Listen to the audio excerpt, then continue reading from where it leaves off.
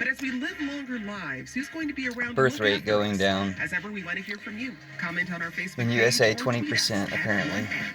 I just decided to turn on the news today, so this is the news, NPR News. Live from NPR News, I'm Lakshmi Singh. President Biden meets today with the Prime Minister of Iraq. As NPR's Scott Detrow reports, the president is expected to announce an end to U.S. combat missions in the country during the Oval Office meeting. That we never should have About started in the first place. 2,500 U.S. troops remain in Iraq, and ahead of the trip, Iraq's prime minister has demanded they leave. White House officials say Biden will likely agree to the request during today's meeting.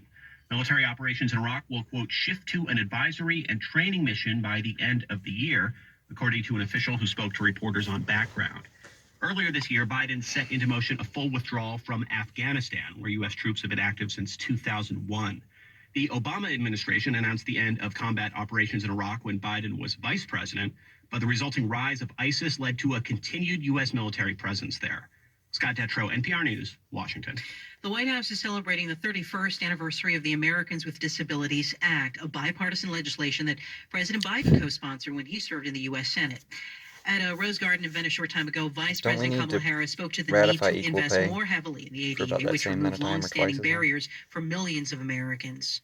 It is also about employment. It is about an education starting with pre-K. It is about being able to live in your home and participate in your community, which is also why we must invest in in-home and community-based services. President Biden says he's working to ensure the protections of the nation's disability laws are extended to people suffering lingering effects of their coronavirus infections, so-called COVID-19 long haulers. All municipal workers in New York City will be required to get vaccinated against COVID-19 by mid-September or face weekly coronavirus testing. Mayor Bill de Blasio announced a directive today as a city, like much of the country, it's not like it's a trial. New cases You rising just get quickly tested. again. New York was once the epicenter of the U.S. outbreak. They say face it like it's a punishment. More than 200 leading climate scientists are meeting today. They'll finalize a landmark report on global warming. NPR's Rebecca Hersher reports it's a crucial document for world leaders. Let's see if the world leaders read it. How the Earth's climate has already changed and what humans can expect for the rest of the century. It's compiled by scientists from around the world through the UN's Intergovernmental Panel on Climate Change.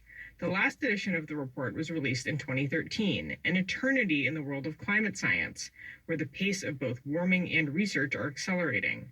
The new report will include updated information about the regional effects of global warming and the link between extreme weather like and all these floods that are killing emissions. people, all these This is heat the waves first that time killed this 1,000 scientific people meeting has in been held U.S. and virtually. Canada. Scientists will spend the next 2 weeks hashing out the final draft of the report, which is due to be released August 9th.